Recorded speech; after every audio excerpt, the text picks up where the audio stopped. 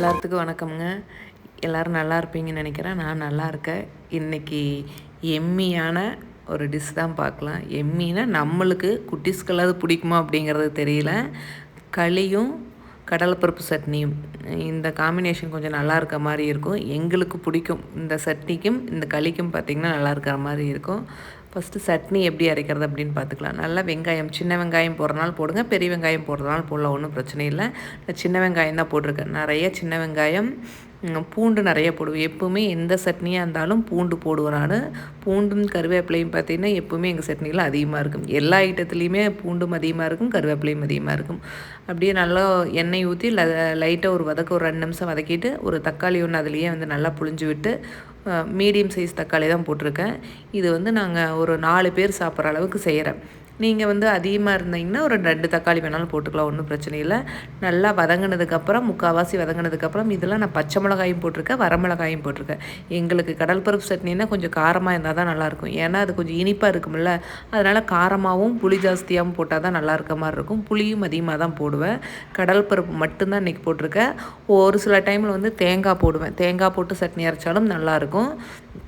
இது கூடயே தேங்காய், உடச்ச தேங்காய் இருந்துன்னா போடுங்க. அதாவது ஒரு 5-6 பேர்த்துக்கு செய்கிற மாதிரி இருந்துன்னா கடல் பருப்பு பத்தாது.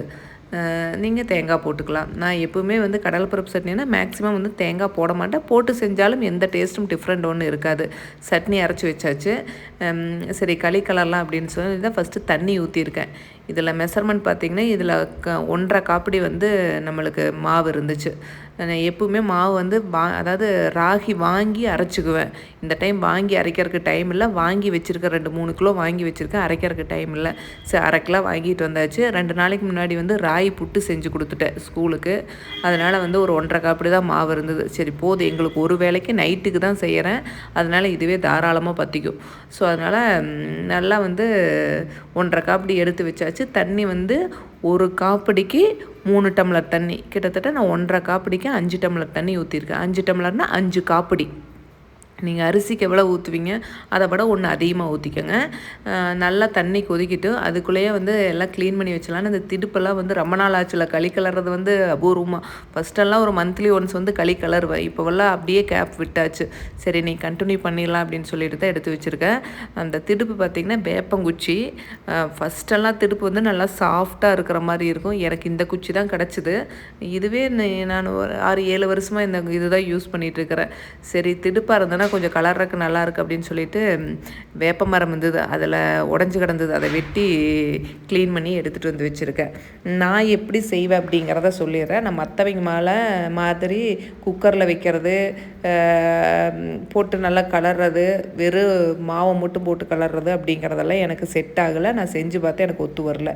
இது சாப்பாடுங்க. சாப்பாடு உள்ளே போட்டு தான் கலருவேன். சாப்பாடு மாமாவுக்கு எப்போவுமே களி கலர்னோம்னா அது வயிறு ஃபில்லான மாதிரி இருக்காதும்பாங்க. அதனால் சாப்பாடு வச்சுருவேன். எப்போவுமே காலையிலேயே சாப்பாடு வச்சுருந்தேன்னா, காலையிலத்து சாப்பாடு இருந்ததுன்னா அந்த சாப்பாடே உள்ளே போட்டுக்குவேன். இன்றைக்கி காலையில் சாப்பாடு வைக்கல, சப்பாத்தி செஞ்சுட்டேன். அதனால் சாப்பாடு 1 டம்ளர் வச்சு அந்த சுடு சாப்பாடு தான் உள்ளே போட்டிருக்கிறேன். இதில் மாவு கரைச்சி தான் ஊற்றுவேன் நான். எல்லாருமே அப்படியே போடுவாங்க. நான் 2-3 டைம் செக் பண்ணி பார்த்து எனக்கு கட்டி விழுந்துருது. குக்கர்லேயும் வச்சு பார்த்து எனக்கு செட் ஆகலை. எனக்கு சரி எல்லாம் ஈஸியாக யூடியூப்லாம் சொல்கிறாங்க, குக்கரில் வச்சா ஒரு துளி கட்டி விழுகாமல் அப்படியே வந்தால் எடுத்து போடுறாங்க. நம்மளுக்கு எதில் செஞ்சுமே எனக்கு செட் ஆகலைங்க. சரிப்போ நம்ம எப்படியோ ஒன்று ராய் சேர்த்திக்கணும், அவ்வளோதான்.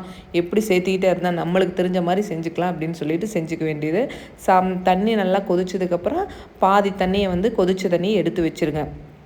உள்ளேயே சாப்பாடு போட்டு, சாப்பாடு இல்லைன்னா அரிசி போட்டு வேக வச்சுக்கோங்க. ஒரு 1/4 மணி நேரம் வெந்ததுன்னா போதும்னு வச்சுக்கோங்களேன். அந்த தண்ணியிலே போட்டு வேக வச்சு அப்புறம் மாவை கொட்டிக்கிங்க. மாவுமே கரைச்சி தான் நான் ஊற்றுவேன். நல்லா கரைச்சிட்டு ரொம்ப தண்ணியாட்டு இல்லாமல் கொஞ்சம் உழுகிற அளவுக்கு மாவு கரைச்சிக்கிட்டிங்கன்னா போதும். உள்ளே ஊற்றி நல்லா மிக்ஸ் பண்ணிகிட்டே இருக்கணும். இதில் என்ன ஹைலைட்னால் நல்லா கலரணுங்க. ஆனால் இதில் அதிகமாக கட்டி விழுகாது. அதே வெறும் மாவை மட்டும் போட்டிங்கனாலும் சரி, அதாவது சாப்பாடு போடாமல் மாவு மட்டும் போட்டிங்கனாலும் சரி, வரமாவு போட்டிங்கனாலும் சரி, அது கை விடாமல் கலரணுங்க. எனக்கு கையே பலி ஆயிடுச்சு. சரி நம்மளுக்கு இதெல்லாம் ஒத்து வராது, எப்படி தான் அந்த காலத்தில் எப்படி கலர்னாங்க அப்படிங்கிறது. 2 திடுப்பு வச்சு அந்த சைடு இந்த சைடு நல்லா கலர்னாங்க. இங்கெல்லாம் கலர்றக்கு என்ன போய் அடுப்பு மேலேயே வச்சுக்கிட்டு என்னத்தை பண்ண முடியும். சரி நல்லா வந்து திடுப்பில் நல்லா கலர்னேன். அது அந்த கட்டி லேசாக கட்டி கட்டியாக இருந்த மாதிரி இருந்தது, அதெல்லாம் உடைவிடாத மாதிரி இருந்தது. சரி கரண்டியில் கலரி விட்டுக்கலாம் அப்படின்னு சொல்லிட்டு கரண்டி எடுத்துகிட்டு, இது மரக்கரண்டி. இது நான் மண் பாத்திரம் யூஸ் பண்ணுறதுனால மரக்கரண்டி அதிகமாக யூஸ் பண்ணுவேன் இந்த மாதிரி விஷயத்துக்கெல்லாம். ஏன்னா அதெல்லாம் கொஞ்சம் கீறல் விழுகும், மண் வந்துடும். வேறு கரண்டியெல்லாம் சில்வர் கரண்டியெல்லாம் யூஸ் பண்ணால், நீங்கள் சில்வர் கரண்டி இருந்ததுன்னா சில்வர் கரண்டியே யூஸ் பண்ணுங்கள். நான் எல்லா சாப்பாடுமே வந்து இதில் மண் பாத்திரத்தில் செய்கிறதுனால களியும் இதிலையே செஞ்சுட்டேன். ஏன்னா நல்லா இஞ்சிக்குங்க களி கலரிட்டு கொஞ்சம் லிக்விடாக, அதாவது கொஞ்சம் கொலன்னு இருந்ததுனாலும் கப்புன்னு மூடி வச்சிட்டோம்னா அது நல்லா வந்து இதாயிரும்.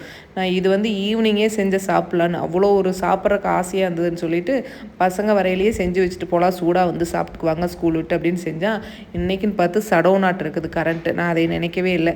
களியெல்லாம் கலரி வச்சுட்டு டியூஷன் கிளம்பிட்டேன். இது 5 மணிக்கு செஞ்சுட்டேன். அப்புறம் சட்னி அரைக்கிறதுக்கு வழி இல்லை. சரி ஓகே அப்படின்னு சொல்லிட்டு ஒரு 6:30 ஆட்டத்தை கரண்ட் வந்துச்சு. சரி பசங்களே வந்து சட்னி அரைச்சி சாப்பிட்டுக்கிட்டாங்க. நான் இது வந்து 8 மணிக்கு வந்து சாப்பிட்ருக்கேன். அந்த டைம் வந்து உருண்டை பிடிக்கிறதுக்கும் வழி இல்லை. சரி டைம் ஆயிடுச்சு அப்படின்னு சொல்லிட்டு போயாச்சு. இங்கே பாருங்க நல்லா வந்தால் வந்து உருண்டை வந்து நல்லா நிற்கிற மாதிரி வந்திருக்கு. ஃபஸ்ட்டெல்லாம் ஸ்டார்டிங்கில் செய்யலை பார்த்திங்கன்னா அந்த சட்னி என்ன மாதிரி இருக்குது அந்த மாதிரி தாங்க உருண்டை இருக்குது. இப்போ வந்து ஓரளவுக்கு வந்து பிக்கப் ஆகிட்டேன்னு நினைக்கிறேன். இங்கே பாருங்கள் களிக்காக பாருங்கள் வெயிட்டிங். ஆனால் நல்லா களி சாப்பிட்டாருங்க. உப்பு போட்டு செஞ்சிங்கன்னா களியில் அடுத்த நாள் வச்சு சாப்பிட்டா புளிச்சிரும். உப்பு போடாமல் செய்யிங்கன்னா அடுத்த நாள் வந்து தண்ணி ஊற்றி வச்சு சாப்பிட்லாம். நீங்கள் எப்படி வேணாலும் செஞ்சுக்கலாம். உப்பு போடுங்க, போடாத வேணாலும் சாப்பிட்லாம், ஒன்றும் பிரச்சனை இல்லை. நான் இன்றைக்கி உப்பு போட்டு தான் செஞ்சுருக்கேன். உப்பு லைட்டாக போட்டிருக்கிறேன். அதனால தான் அவருக்கு கொஞ்சம் டேஸ்ட் பிடிச்சிக்கிச்சுன்னு நினைக்கிற கூப்பர் வேணும்னு சொல்லிட்டு கேட்டுட்டு நின்றுட்டுருக்காரு. கொஞ்சம் ஒரு கிளாத்தில் வச்சேன். அதனுடைய தட்டு அங்கேருந்து அதை போய் எடுத்துகிட்டு வர்றதுக்கு அவ்வளோ ஒரு எனக்கு சோம்பேறித்தனமாக இருந்தது. இதனுடைய இதில் வந்து ஸ்நாக்ஸ் வச்சு சாப்பிடுவார். எந்த ஸ்நாக்ஸ் கொடுத்தாலும் இதில் வச்சு சாப்பிடுவேன். அதனால் இதுலேயே வச்சுட்டு சாப்பிட்டுக்கிட்டாரு. ரொம்ப பிடிச்சிக்கிச்சுன்னு நினைக்கிறேன். இன்றைக்கி வைக்க சாப்பிட்டுட்டே இருந்தார். சரி நானும் திருப்தியாக சாப்பிட்டாச்சுங்க. உண்மையாலுமே 2 டைம் என்ன 3 டைமே போட்டுட்டு வந்து சாப்பிட்டேன்.